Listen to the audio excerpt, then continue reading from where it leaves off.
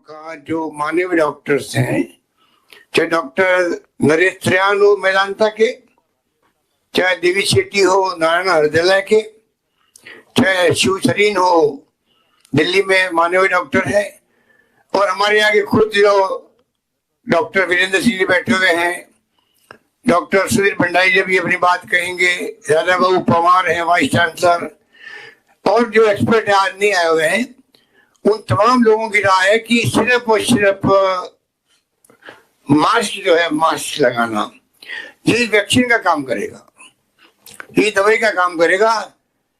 Social distancing और mask लगाना और हाथ धोना ये मामूली बात नहीं है।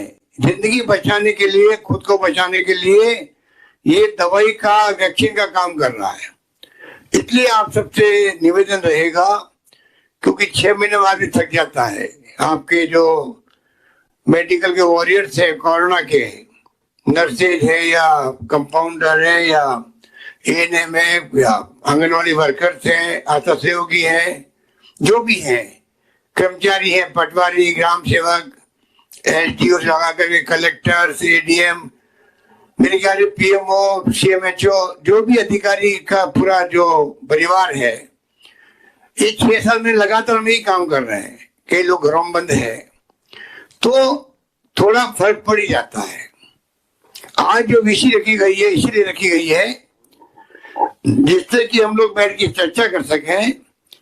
अभी तक हिम्मत दिखाई है आपने, मार्च से अब तक नवंबर आ गया है। 2-3 महीने के बाद में मालूम पड़ेगा कि हमें आगे की स्थिति में क्या, किस दिशा में जाना है। पर 2-3 महीने जो आपके पास में है फरवरी तक के, उसमें हम लोग थोड़ी और हिम्मत दिखाएं, हिम्मत रखें, जिससे कि कोरोना को जो अभी तक रोक रखा है, क्योंकि ये फैलते हुए टाइम ही लगाता है। दिल्ली में आपने देखा होगा शुरू बहुत बढ़ गया था, अभी 15-20 दिन पहले 1000 पे आ गए थे प्रतिदिन कोविड पॉजिटिव, और अभी 5 दिन पहले 5000 आ गए और परसों 7000 आ गए। तो आप सोच सकते हो 1000 से 7000 प्रतिदिन आना, और 77 लोग मर गए परसों पर डे। तो कहने का मतलब ये है, ये बचाव इलाज है, इसका बचाव इलाज है, और वो बचाव है। हमने कानून बनाया है इसलिए मास्क लगाने का असेंबली के अंदर उसकी जरूरत क्यों पड़ी, इसलिए कि पब्लिक में एक मैसेज आए कि हमें किस प्रकार से मास्क को महत्व देना है, और इसी रूप में तमाम तैयारी की हुई है। और मैं समझता हूं कि पूरे प्रदेश के अंदर इसी कारण से काफी अच्छी व्यवस्था में लोग गुजर रहे। फिर भी कुछ शिकायत आती रहती है। हमने 181 की व्यवस्था कर रखी है, कोई अगर शिकायत हो तो आप शिकायत वहां करें, बाकायदा वापिस आपके पास में इत्तला आएगी, क्या एक्शन हुआ उसकी इत्तला आएगी, और कहाँ इलाज हो रहा है, कहाँ बेड की व्यवस्था है, कहाँ आपको भर्ती होना है, सब व्यवस्था आपके लिए की हुई है, कोई कमी नहीं रखी गई है। मैं चाहूंगा कि आज पब्लिक भी सुन रही होगी, इसमें कई लोग सुन रहे होंगे, उनको भी एजुकेट करने के अवसर हमारे लिए है।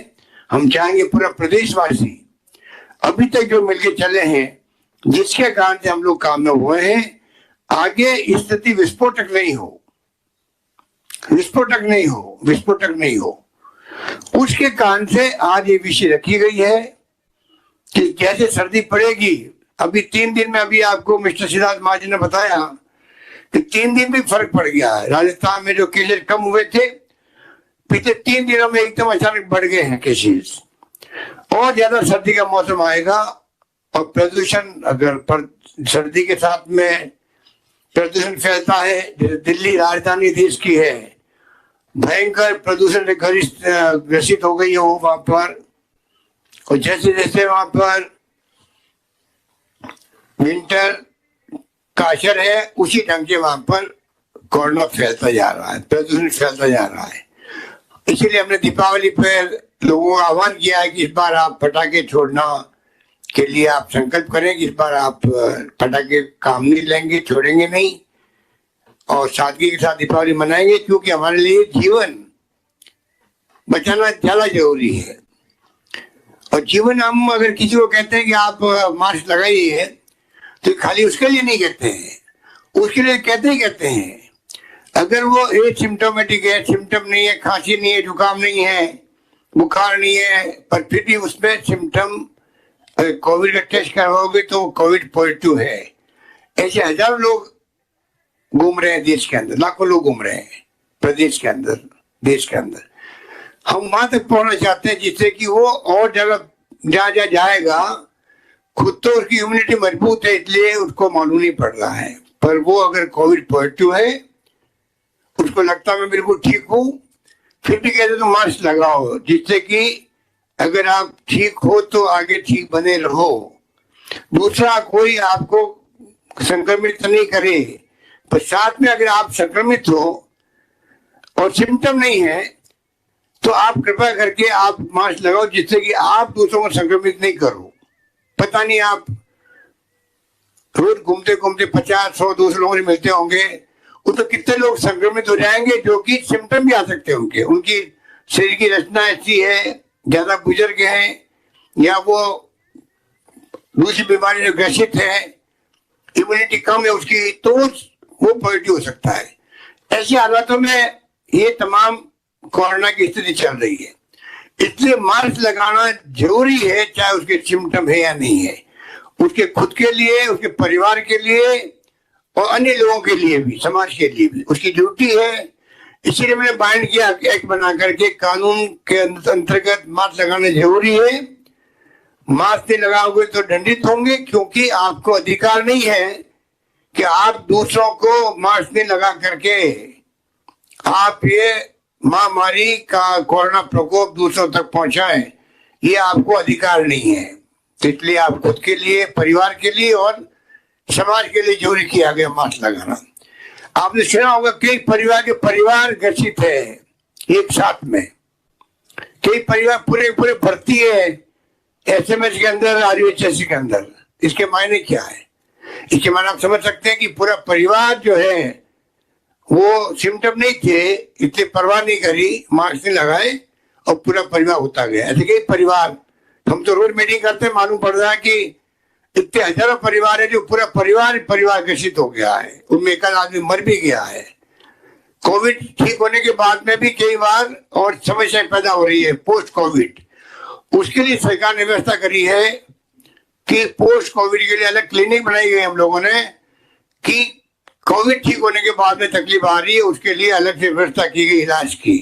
वो इतना करे कि मैं अभी तक भी वापस मेरी प्रॉब्लम पैदा हो रही, किसी के ब्रेन की हो रही है, दिमाग के अंदर, किसी को किडनी, किसी के लंग्स, किसी के लीवर, कुछ भी खराब हो सकता है। इसलिए कृपा करके आप इन बातों को जो यहाँ बैठे हुए आज जुड़े हुए हैं वीडियो कॉन्फ्रेंसिंग से, वो सब जिम्मेदारी के पदों बैठे हुए लोग हैं। हम लोग सभी वो लोग हैं जिनकी हमारे ऊपर सामाजिक दायित्व है, बहुत बड़ा है, क्योंकि हम सरकार में है या जनप्रतिनिधि है। हम सबकी ड्यूटी है कि इस संकट के वक्त में किस प्रकार से हम लोग लोगों की रक्षा करें, लोगों को बचाएं, लोगों का जीवन सुरक्षित रहे। लॉकडाउन के बाद अनलॉक हो गया है, अर्थव्यवस्था पूरी तरह ध्वस्त हो गई है, देश की भी और प्रदेश की भी, उसका मुकाबला अलग कर रहे हैं। इसलिए आज हर व्यक्ति के सामने जीविका, जीवन और आजीविका दोनों को बचाने का सवाल पैदा हो गया। इसलिए कृपा करके आज के विषय में जो बातें हम लोग करें, उनके आधार पर आप लोग खुद फैसला करके जो आपकी जिम्मेवारी है, किस रूप में आप काम कर सकते हैं अपने इलाकों में, अपने एरिया में, जो जिम्मेवारी आपको सौंपी गई उसको निभाने के अंदर कोई तरह का कोई कमी नहीं रहनी चाहिए। ये मैं आपको आह्वान करना चाहता हूँ, आपको आग्रह करना चाहता हूँ, आपको रिक्वेस्ट करना चाहता हूँ। हमारे इस विषय में रघु शर्मा जी बाहर गए हुए टूर में वो जुड़े हुए हैं, सुभाष गर्ग जी राज्य मंत्री बैठे हुए हैं, तमाम अधिकारी बैठे हुए हैं और पब्लिक के लिए उसको ओपन कर रखा है। इसलिए मैं चाहूंगा सबसे पहले डॉक्टर वीरेंद्र सिंह जी जो एक्सपर्ट हैं वो अपनी बात कहें। डॉक्टर वीरेंद्र सिंह।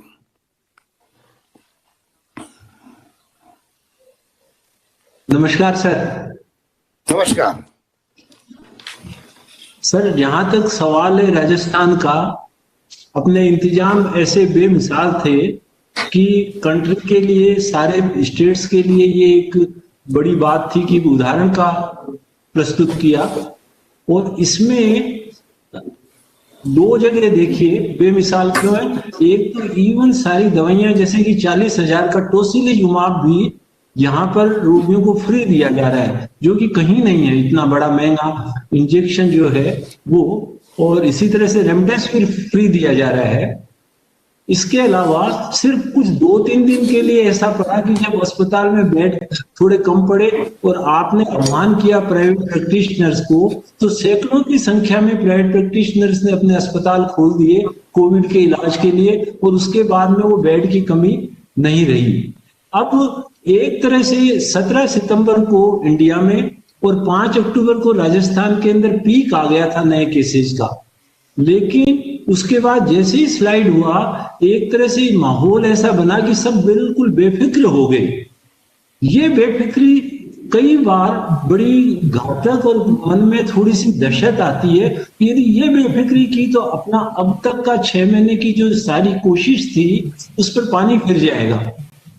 इसमें एक बड़ी आशंका इस बात की भी है कि फेस्टिवल भी है साथ के अंदर, शादी और ये चीजें भी हैं। पर एक जो बड़ा फैक्टर है जो कि अब पिछले 10-15 दिन में जो देख रहे हैं वो ये कि नॉर्थ इंडिया के अंदर जो प्रदूषण के टाइम में बड़ी सिटीज के अंदर एसपीएम बढ़ जाता है, वो प्रदूषण की धुंध आती है, वो एक बड़ा फैक्टर शायद वो हो जाए, इसकी आशंका बड़ी है। क्योंकि दिल्ली के अंदर वो जो धुंध है प्रदूषण की लेयर की, उसके अंदर जब व्यक्ति जाता है तो उसके साथ के अंदर number of cases and fatality बढ़ रही है। जयपुर के अंदर भी क्योंकि ये प्रदूषण की धुंध ज्यादा आती है तो इसके अंदर आशंका है कि आगे आने वाला जो 2-2.5 महीने का जो पीरियड है वो अपने लिए खतरनाक हो। तो हमें जो सबसे महत्वपूर्ण 2-3 बातें हैं, एक तो मास्क हमेशा लगाएं जब भी घर से बाहर जाए, जब भी कोई जगह जाए। दूसरा, जो कोमोर्बिड कंडीशंस के लोग हैं वो धुंध के दिन कम से कम बाहर जाना यदि अवॉइड करते हैं तो वो चीज एक रहती है।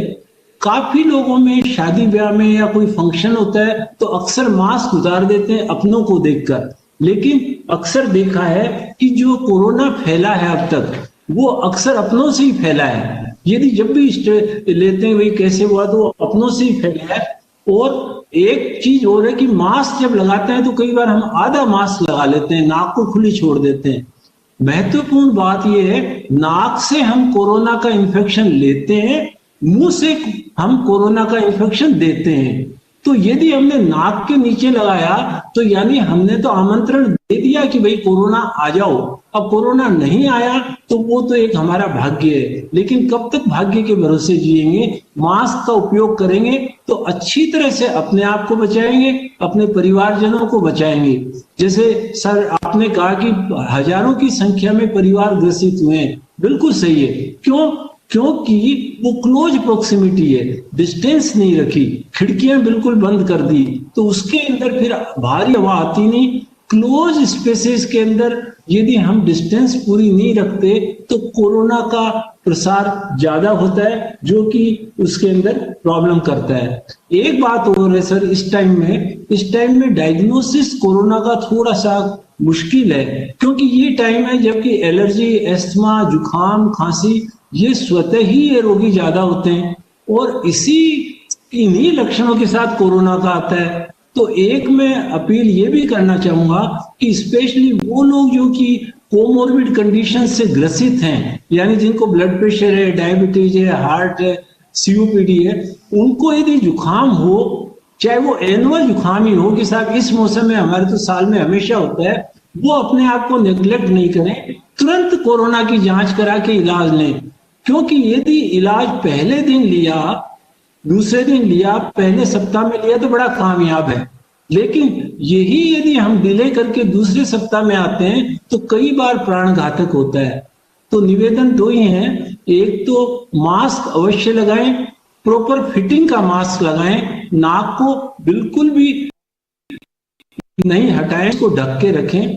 और दूसरी बात, जैसे ही लक्षण विशेषतर से कोमोर्बिड कंडीशन एंड एल्डरली का, तो वो टेस्ट जरूर करके उसका डायग्नोसिस कर तुरंत इलाज लें, जिससे प्राणों की रक्षा हो। धन्यवाद सर। डॉक्टर सुधीर भंडारी जी। Dr. Suresh Bhandari. Yeah. प्रणाम सर, गुड इवनिंग माननीय मुख्यमंत्री जी, माननीय मंत्री महोदय, सभी आगंतुकगण। आज हम जिस समीक्षा को कर रहे हैं, सबसे पहले तो मैं ये बताऊंगा कि हमारी कोविड की जर्नी मार्च के महीने में शुरू हुई थी सर, और मार्च से लेके अभी तक हमने इससे काफी कुछ सीखा है। उसके बारे में मैं थोड़ा आपको संक्षिप्त में बताना चाहूंगा। अभी एक स्थिति ऐसी आ गई है सर कि हमारा इंटरपर्सनल और हाउस होल्ड और फैमिली स्प्रेड बहुत हो गया है। बट अगर हम देखें सर, शुरू के महीने में जब 1 या 2 केसेस होते थे, उस समय हमें भय और फियर साइकोसिस बहुत था। बट अभी चूंकि इसका मैनेजमेंट की क्षमता है, इसके लक्षण के बारे में हमने समझा है और ट्रीटमेंट उपलब्ध है, इसीलिए भले ही नंबर ऑफ केसेस और पूरे परिवार कोरोना से संक्रमित हो रहे हैं, बट हमारा लेवल ऑफ कॉन्फिडेंस इनको हैंडल करने का बड़ा है। ये लेवल ऑफ कॉन्फिडेंस बढ़ने का एक कारण सर, हमारी आपके द्वारा इन्वेस्टिगेटिव फैसिलिटीज जो बढ़ाई गई है, हम लोग बहुत कॉन्फिडेंट फील करते हैं कि पेशेंट को जल्दी से जल्दी हम डायग्नोज। तो मुख्यमंत्री अशोक गहलोत का कहना है कि यूरोप के कई देशों में कोरोना की दूसरी लहर है। कोरोना की अब तक कोई वैक्सीन नहीं आई है, ऐसे में कोरोना से बचाव ही उपचार है। सर्दी में एक्सपर्ट्स दूसरी लहर की बात कर रहे हैं, ऐसे में सावधानी बढ़ानी होगी। एक्सपर्ट्स के मुताबिक मास्क ही फिलहाल वैक्सीन है। सब मास्क लगाएं, सोशल डिस्टेंसिंग का ख्याल रखें।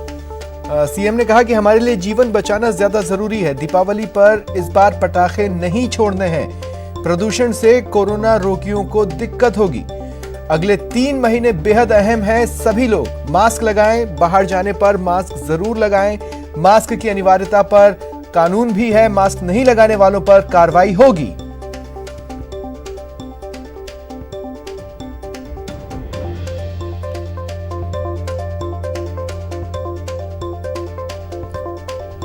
सीएम अशोक गहलोत ने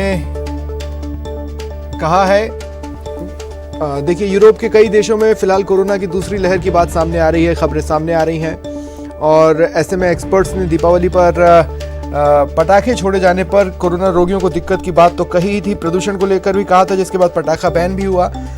ऐसे में सीएम की बातें जो प्रमुख तौर पर उन्होंने कही है कि कोरोना की चूंकि अब तक कोई वैक्सीन नहीं है, तो फिलहाल बस यूं समझ लीजिए कि बचाव ही उपचार है, और जो मास्क है फिलहाल वही वैक्सीन है। सबको मास्क लगाना ही होगा, वो कानून के जरिए अनिवार्य भी कर दिया गया है। साथ ही सोशल डिस्टेंसिंग भी मेंटेन करनी होगी। 2 गज की दूरी बहुत है जरूरी।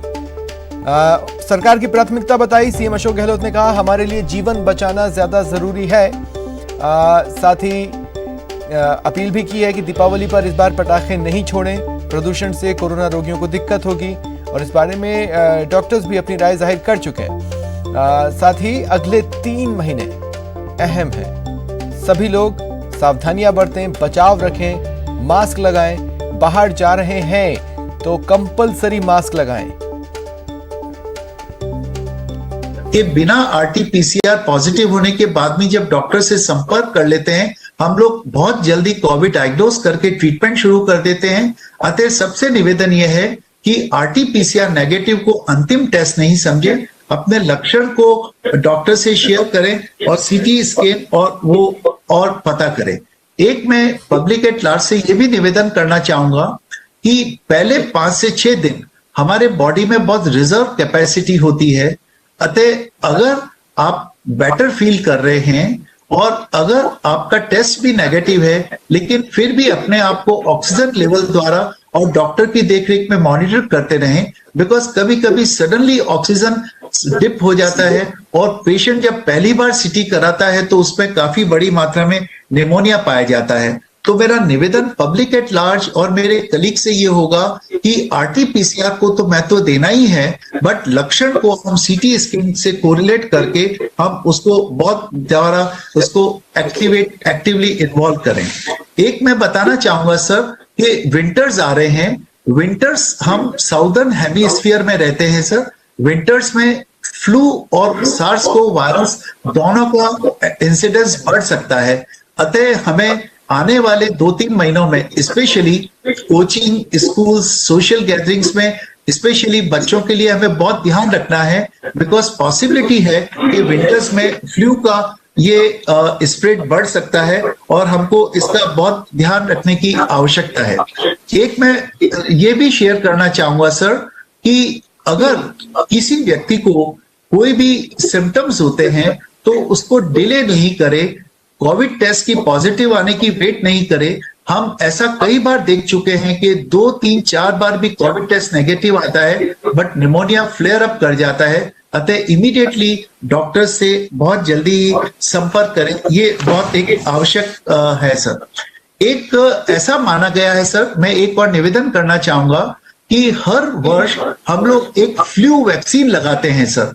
ये जो सिंपल फ्लू का एक हर वर्ष वैक्सीन लगाया जाता है जो कि स्वाइन फ्लू को भी कवर करता है, और ये वैक्सीन खासकर जो 60+ लोगों में लगता है, डायबिटिक, हाइपरटेंसिव हार्ट पेशेंट में लगता है। सर अभी कुछ ऐसी स्टडीज आई है कि जो नेचुरल फ्लू का वैक्सीन है, अगर पब्लिक एट लार्ज जो प्रोन पॉपुलेशन है, डॉक्टर्स या नर्सिंग स्टाफ है, अगर ये जो रेगुलर फ्लू का वैक्सीन लगा लिया जाए, खासकर सीनियर सिटीजन और एल्डरली पेशेंट्स में, जैसा कि डॉक्टर वीरेंद्र सिंह साहब ने बताया है, उनमें सर थोड़ी इम्यूनिटी बढ़ जाती है और कुछ हद तक हम इस को काफी इम्यूनिटी को बढ़ावा दे सकते हैं। जैसा कि आप बार बार कहते हैं, मास्किंग, सोशल डिस्टेंसिंग और हैंड वॉशिंग तो हमारा सबसे मुख्य हथियार है जिसको हमें फॉलो करना है। एक सर मैं कुछ स्टैटिस्टिक्स बताना चाहूंगा कि आपके और एडमिनिस्ट्रेटिव सपोर्ट से सर हमने RUHS को 1100 बेडेड कर लिया और बाकी 2 हॉस्पिटल जयपुरिया और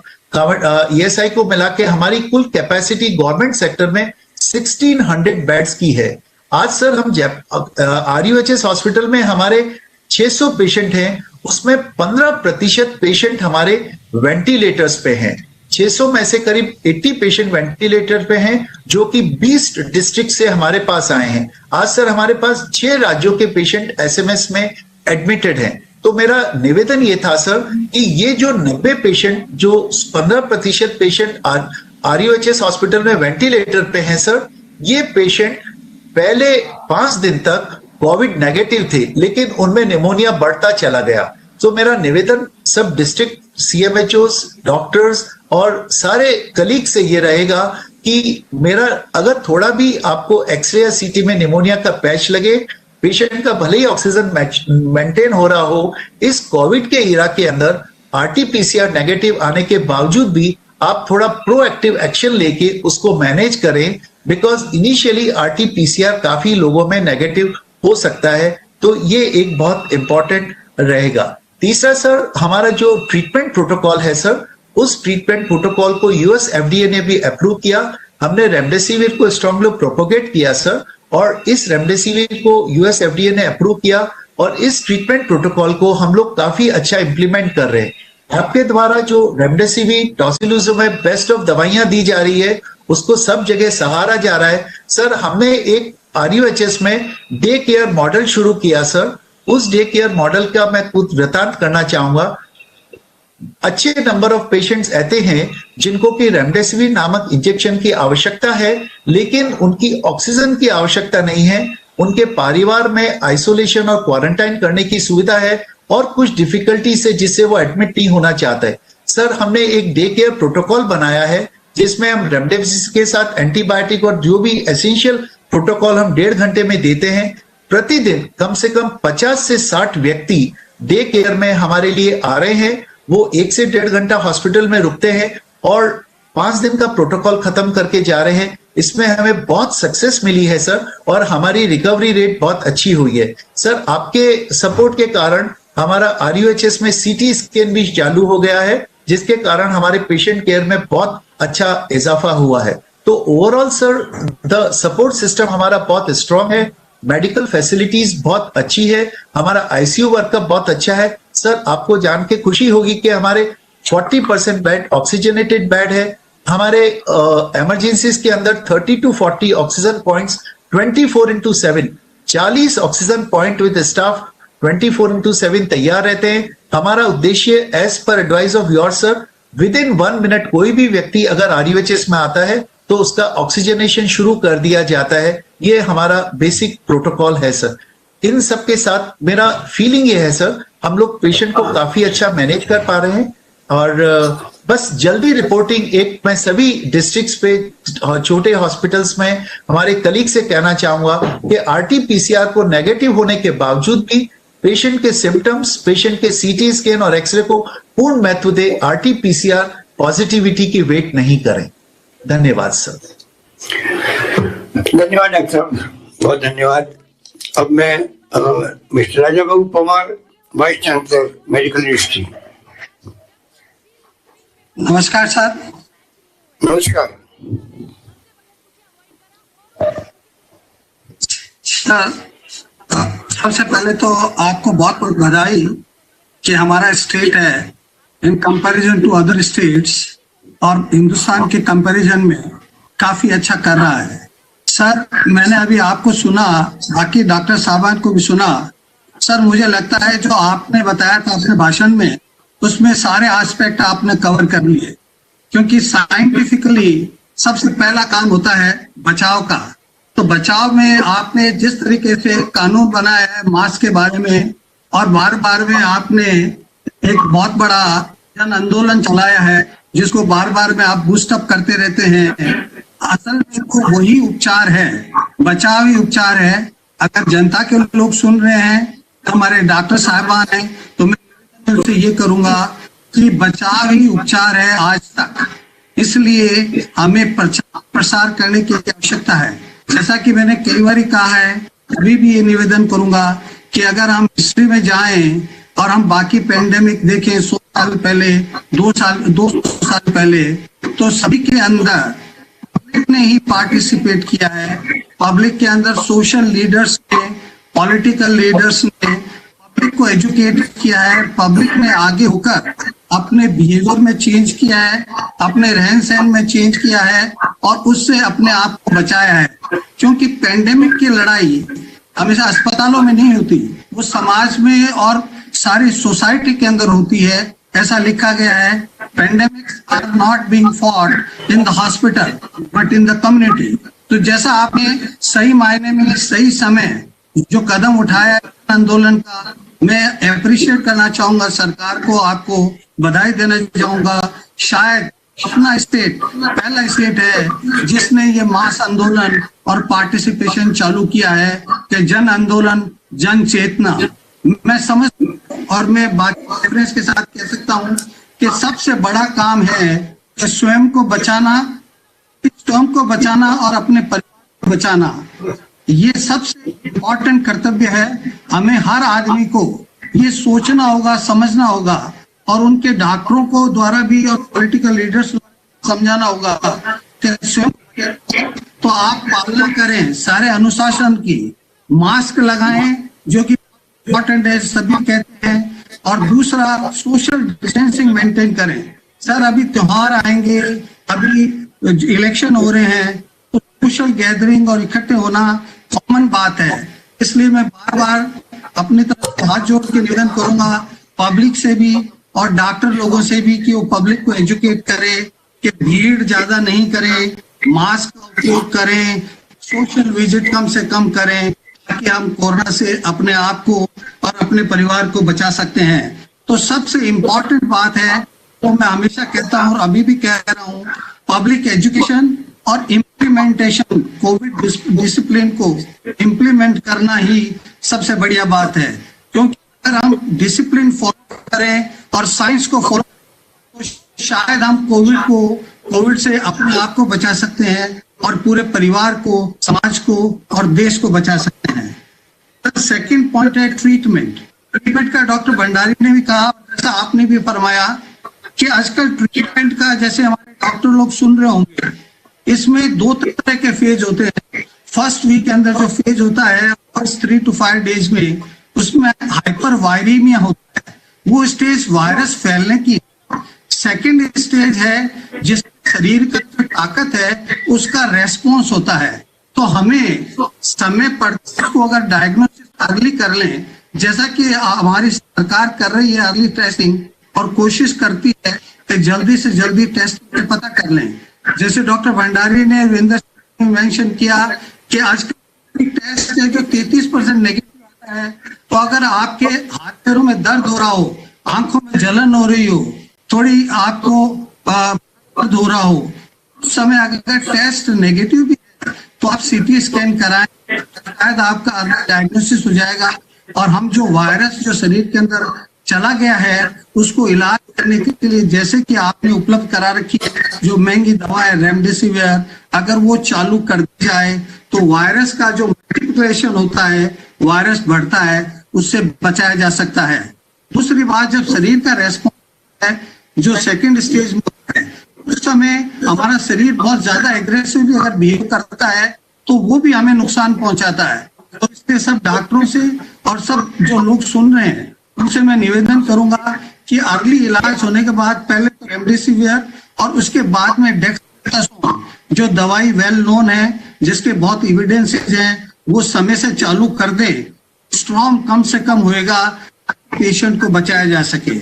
अब ट्रीटमेंट के साथ में मैं ये कहना चाहूंगा कि हमारे सरकार की जो व्यवस्थाएं हैं, जो इंफ्रास्ट्रक्चर है, bed number, ICU, oxygen beds, doctors, nurses, इनको उपलब्ध कराना, सारा इलाज है रेमडेसिविर, डेक्सामेथासोन, टोसिलिजुमाब, इनको उपलब्ध कराने से जिसका अच्छा इंडिकेटर है कि हमारी रिकवरी रेट बहुत अच्छी है, सेकंड है हमारी मोर्टिलिटी बहुत कम है।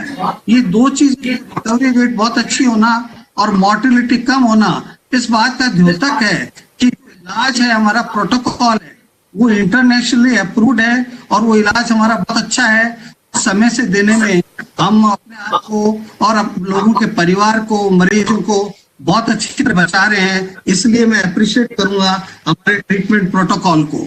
इसलिए ट्रीटमेंट पॉइंट ऑफ व्यू हम लोग काफी अच्छा कर रहे हैं। तीसरी बात है रिहेबिलिटेशन, के जो बीमार हो गए हैं उसके बाद में उनको नेगेटिव होने के बाद में हम छुट्टी करते हैं। तो जैसे हमारे डॉक्टर साहबान ने भी, सेक्रेटरी साहब ने भी बताया, पोस्ट कोविड क्लिनिक, जो कि हमने आप लोगों ने तो पहले सोच लिया था, मुझे ध्यान है 2-3 महीने पहले भी बात हुई थी कि हमें पोस्ट कोविड क्लिनिक चालू कर, क्योंकि मरीजों में दिमाग पे असर होता है, कोविड से ठीक होने के बाद में हार्ट पे असर होता है, किडनी पे असर होता है, पूरे शरीर में असर होता है, सारे ऑर्गन्स पे असर होता है, ताकि वो फॉलोअप में कोविड क्लिनिक में आते रहे। ऐसी क्लिनिक हर डिस्ट्रिक्ट अस्पताल में और हर मेडिकल कॉलेज लेवल पे कर दी जाए, ताकि, क्योंकि ये बीमारी एक सिंपल बीमारी है, कॉम्प्लेक्स है, ये कई तरह के ऑर्गन्स को अफेक्ट करती है। तो पोस्ट कोविड क्लिनिक और उसके बाद उनको एक्सरसाइज प्रोग्राम में और उनकी इन्वेस्टिगेशन करने में वो हमारा डिफरेंट डिपार्टमेंट, तो हम उनको वापस नॉर्मल स्थिति में ला सकते हैं। ये एक बहुत अच्छा कंसेप्ट है, गवर्नमेंट इसको इम्प्लीमेंट कर रही है, अच्छी तरह से करे तो मेरा विचार है काफी मरीजों को बहुत अच्छा फायदा होगा। लंग प्रोसेस होने से बचेगा, अटैक होने से बचेंगे, दिमाग के अंदर कंफ्यूजन और भूलने की बीमारी है उससे बचेंगे। उसके बाद में मैं एक नया स्टेटस बताना चाहता हूं अभी, जो कि हमें वैक्सीन के बारे में क्या है कि अभी नया आया है और कल ही डिक्लेयर हुआ है कि सैनोफी कंपनी है जो वर्ल्ड की बहुत बड़ी कंपनी है, उसने एक जर्मन कंपनी के साथ में वैक्सीन, जिसको कि फाइजर कंपनी है, तो एक जर्मन कंपनी के साथ में, सॉरी सैनोफी नहीं, फाइजर कंपनी है, जो कि एक जर्मन कंपनी के साथ में डिक्लेयर किया है कि उन्होंने वैक्सीन बना लिया है। वो वैक्सीन इस स्टेज पे है। वैक्सीन में 2 बातें इंपॉर्टेंट है। पहली चीज जो इंपॉर्टेंट है इफेक्टिविटी, उन्होंने फेज 3 ट्रायल में ये दिखाया है कि वो 90% से ज्यादा में इफेक्टिव है, लेकिन उसका सेफ्टी इश्यू, सेफ कितना है इसको देखने में अभी कुछ टाइम लगेगा, 3 हफ्ते और लगेंगे। उसके बाद में FDA उनको इमरजेंसी यूज के लिए दे देगा और इस साल वो दिसंबर तक 5 करोड़ वैक्सीन दे पाएंगे और अगले साल तक वो 1.3 बिलियन दे पाएंगे। तो अंत में मेरा निवेदन ये है कि ये फ्लू जो इंजेक्शन है, फ्लू शॉट, ये भी लगाना चाहिए, जैसा कि डॉक्टर भंडारी ने, डॉक्टर वीरेंद्र सिंह जी ने बताया है, ये भी बचाव करता है। लेकिन उम्मीद है इस साल वैक्सीन आ जाएगा, लेकिन वैक्सीन जब तक नहीं आए तब तक मेरा हाथ जोड़ के सबसे निवेदन है कि पब्लिक हेल्थ को इम्प्लीमेंट करें। बचाव ही उपचार है, अपने आप को बचाएं, अपने परिवार को, अपने समाज को बचाएं। उपचार, मास्क को लगाना, अच्छी तरह लगाना, बार बार हाथ धोना, भीड़ में इकट्ठे नहीं होना, इंटरपर्सनल डिस्टेंस बनाए रखना। अंत में मैं हाथ जोड़ के सबसे चाहता हूं कि पब्लिक हेल्थ को प्रैक्टिस करें। अभी कोई वैक्सीन नहीं आया है जब तक, और इन चीजों का अनुसरण करें, उसी से बचाव है। धन्यवाद। धन्यवाद आपका। आपने कहा वैक्सीन बना ली गई है, ये तो काफी लंबे अरसे सुन रहे हैं हम लोग, पर असल में जब मार्केट में आएगी तब मालूम पड़ेगा कि वास्तव में अब लॉन्च हो गई है। पर अच्छी खबर है कि अगर वैक्सीन बन जाती है तो लोगों को आराम हो जाएगा। अब मैं चाहूंगा जिलों के अंदर और संभागीय मुख्यालयों में जो हमारे जो ऑफिसर बैठे हुए हैं वो अपनी बात करें संक्षिप्त में। मुख्य उद्देश्य जो मैंने पहले कहा आपको, आज की वीडियो कॉन्फ्रेंसिंग का मायने यही है कि 6 महीने के बाद में अब ये महसूस होने लगा है कि जो पहले हम लोग जिस रूप में पहुंचने का प्रयास करते थे कोविड पेशेंट तक, टेस्टिंग के लिए मैंने कहा कैपेसिटी पहले कम थी, तब भी हम लोगों ने पूरा प्रयास किया। 10,000 हुई, 15, 20, 25 करते करते 50,000 तक पहुंच गए। और उस वक्त में ऐसा माहौल था, पता नहीं इस महामारी से कितने लोग मारे जाएंगे, एक भय था। उस भय के माहौल के अंदर सबने बहुत तत्परता से काम किया। पुलिस के हमारे कांस्टेबल भी क्यों नहीं हो, उन्होंने अपनी अलग भूमिका अदा करी। एक प्रकार माहौल ऐसा बन गया प्रदेश के अंदर, पूरे प्रदेशवासी संकल्प कर चुके हैं कि हमें एक दूसरे को बचाना है, जीवन बचाना है। अब धीरे धीरे जो अगर हम ध्यान नहीं देंगे तो मैंने आपको कहा कि मास्क अगर नहीं लगाया हमने तो कितने लोगों को फैला सकते हैं हम लोग, जो कि छिपा हुआ कोविड आपके अंदर है। अगर है तो आप अपना परिवार और सोसाइटी को संक्रमित कर सकते हैं। और अगर मास्क लगा लिया, सोशल डिस्टेंस रख दी, तो इतनी बड़ी आप भूमिका अदा करेंगे कि आप खुद बच जाएंगे, आपका परिवार बच जाएगा, और आपके द्वारा जो फैल सकता है या फैल रहा है आपको मालूम नहीं है, और उसके लिए आपका अधिकार भी नहीं कि आप दूसरों को फैलाओ, अगर मैं भी क्यों नहीं हूं। उससे बचाव करने के लिए हमने कानून पास किया है। कल मैं पढ़ रहा था रात को, एक मुल्क में तो जेल भेजने का प्रावधान कौन से कंट्री थे, फिलीपींस ने तो जेल कैद करने का प्रावधान कर दिया है अपने कानून के अंतर्गत कि जेल जाना पड़ेगा मास्क नहीं लगाओगे तो, किसी को देख लिया सड़क पर तो इससे अंदाज कर सकते हो कि पूरी दुनिया के अंदर मास्क का क्या महत्व है, ये हमें समझना पड़ेगा। पर वो धीरे धीरे मैंने देखा कि टेस्टिंग भी कम हो गई है, तो जिला कलेक्टर की जिम्मेदारी है, जो नोडल ऑफिसर भी है, बाकायदा रेगुलर पहले की तरह मीटिंग करें, कोई आदमी भूखा नहीं सोए, उसका इंतजाम पूरा रखें। सरकार कोई कमी नहीं आने देगी इनका ये कोरोना के काल के अंदर सोशल कमिटमेंट पूरा करने के अंदर। दवाएं फ्री कर रखी, मैंने आपको कहा, इलाज फ्री कर रखा है, सीटी स्कैन फ्री है, और सब जिलों में करीब सीटी स्कैन लग चुकी है, टेस्टिंग फ्री हो रहे हैं। और आप लोगों से अभी डॉक्टर साहबा ने कहा आपको कि लक्षण मिलते ही आप इलाज शुरू करवा दें, और सबसे पहला काम करें आप सीटी स्कैन करवाएं। एक्सरे से मालूम नहीं पड़ता है, अगर सीटी स्कैन करवाएंगे तो आपको मालूम पड़ेगा कितना परसेंट, 2%, 5%, 10%, 15%, 17%, 18% लंग्स के अंदर प्रॉब्लम पैदा हो गई आपके, और उस पर अगर आपने ध्यान नहीं दिया तो कितनी गुना फैल करके आदमी को खत्म कर सकती है। ऐसे अनुभव हम लोग कोई 100 से अधिक विषय कर चुके हैं हम लोग यहाँ बैठ करके।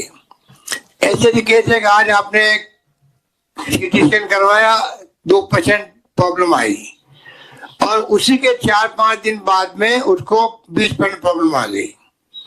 25 का स्कोर होता है, उसमें 20% होना बहुत बड़ी बात होती है। कहने का मतलब ये है कि बहुत भयंकर महामारी का ये प्रकोप है, पर क्योंकि अधिकांश लोग बच रहे हैं,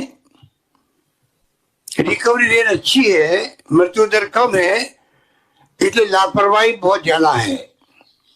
पर जो प्रॉब्लम आ गया वो आ गया है, और कई लोगों को बचना मुश्किल हो जाता है। जो लोग 4 दिन की देरी कर देते हैं, घर पे रहते हैं, कई लोग 4-5 दिन बाद में जाते हैं अस्पताल में, उनके लिए बड़ा खतरा पैदा हो रहा है। ऐसे कई केसेज हैं जो कि 4-5 दिन लगा दिए घर पे कि सर्दी जुकाम में ठीक हो जाएगा। उनको मैं आग्रह करना चाहूंगा कि वो कृपा करके आप सीटी स्कैन अवश्य करवाएं, उसके बाद में आप तय करें कि आपको डॉक्टर को दिखाना है, दिखा करके आप इलाज शुरू करवा दें। टेस्टिंग की रिपोर्ट आती जाएगी, उसकी परवाह नहीं करें। टेस्टिंग की रिपोर्ट आएगी। हाँ, आज भी हमारे अमेरिका के जो नव निर्वाचित राष्ट्रपति है जो बिडेन, उसने कहा मैं 20 जनवरी को पद संभालते ही पूरे देश में मास्क अनिवार्य करूंगा। आप कल्पना कर लीजिए, अमेरिका का नया चुनाव राष्ट्रपति कल, वो कह रहा 20 जनवरी को जब मैं शपथ लूंगा, वहां सिस्टम अमेरिका में ऐसे बना हुआ है, जीतने के बाद में ही तारीख थे 20 जनवरी को वहां पर राष्ट्रपति अपना पद ग्रहण करते हैं। उन्होंने कहा 20 जनवरी को मैं पहला काम ये करूंगा कि मास्क लगाना अनिवार्य करूंगा, जो कि मिस्टर ट्रंप ने नहीं किया था। 2.5 लाख लोग मर गए अमेरिका के अंदर। हमारे मुल्क में भी 1,20,000 लोग मर चुके हैं, क्योंकि हमारे मुल्क की आबादी बहुत बड़ी है। इसलिए लगता नहीं है कि लोग फिर रहे हैं, लापरवाह हो रहे हैं, कोई मास्क लगा नहीं रहा, सोशल डिस्टेंसिंग कर नहीं रहे हैं। पर जो भुगत भोगी है वो भुगत भोगी है, मर भी रहे हैं। रिपोर्ट